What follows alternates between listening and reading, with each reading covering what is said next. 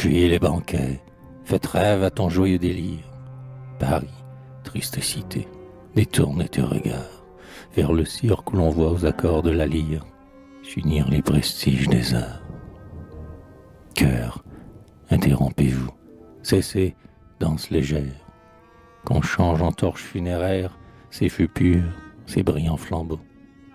Dans cette enceinte, auprès d'une couche sanglante, j'entends un prêtre saint dont la voix chancelante dit la prière des tombeaux. Sous ses lambris, frappés des éclats de la joie, près d'un lit où soupire un mourant étendu, d'une famille auguste au désespoir en proie, je vois le cortège éperdu. C'est un père à genoux, c'est un frère en alarme, une sœur qui n'a point de larmes pour calmer ses sombres douleurs. Car ses affreux revers ont, dès son plus jeune âge, dans ses yeux, enflammés d'un si mal courage, tari la source de ses pleurs. Sur l'échafaud, au cri d'un sénat sanguinaire, sa mère est morte en reine et son père en héros. Elle a vu dans les fers périr son jeune frère, elle n'a pu trouver des bourreaux. Et quand des rois ligués la main brisa ses chaînes, longtemps, sur des rives lointaines, elle a fui nos bords désolés. Elle a revu la France, après tant de misère, pour apprendre, en rentrant au palais de ses pères, que ses maux n'étaient pas comblés. Plus loin, c'est une épouse qui peindra ses craintes, sa force, ses doux soins, son amour assidu. Hélas, et qui dira ses lamentables plaintes quand tout espoir sera perdu. Quels étaient nos transports, ô Vierge de Sicile, quand naguère, à ta main docile, Berry joignit sa noble main. Devrais-tu donc, princesse, en touchant ce rivage, voir sitôt succéder le crêpe du veuvage au chaste voile de l'hymen? Berry, quand nous vantions ta paisible conquête, nos chants réveillaient le dragon endormi. L'anarchie en grondant a relevé sa tête, et l'enfer même en a frémi. Et la régie, soudain, du milieu des ténèbres, Clément poussa des cris funèbres. Ravaillac agita ses fers. Et le monstre, étendant ses deux ailes livides, aux applaudissements des ombres régicides, s'envola du fond des enfers. Le démon, vers nos bords tournant son vol funeste, voulut, brisant ses lys qu'il flétrit tant de fois, épuiser d'un seul coup le déplorable reste d'un sang trop fertile en bon roi. Longtemps le sbire obscur qu'il arma pour son crime, rêveux autour de la victime, promena ses affreux loisirs. Enfin le ciel permet que son vœu s'accomplisse.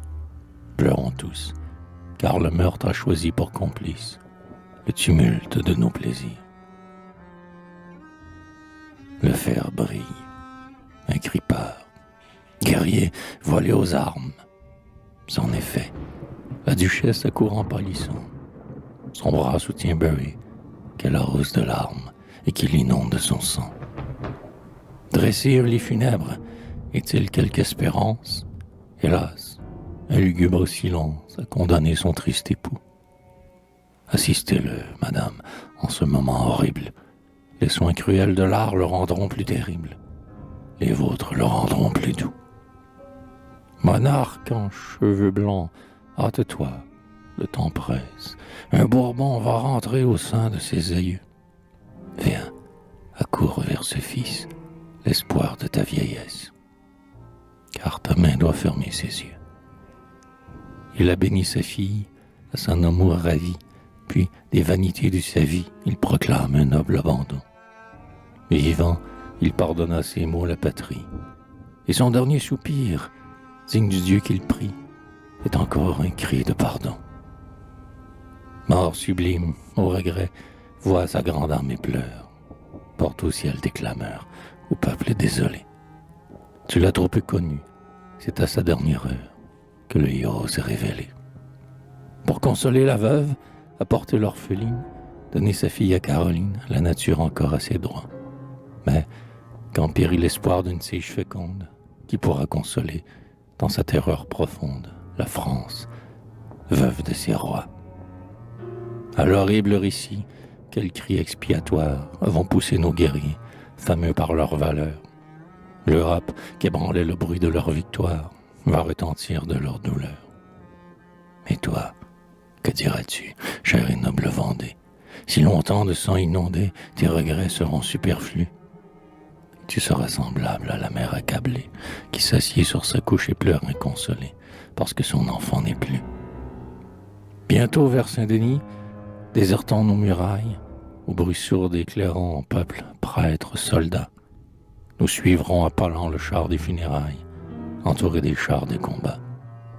Hélas, jadis souillé par des mains téméraires, Saint-Denis, où dormaient ses pères, a vu déjà bien des forfaits.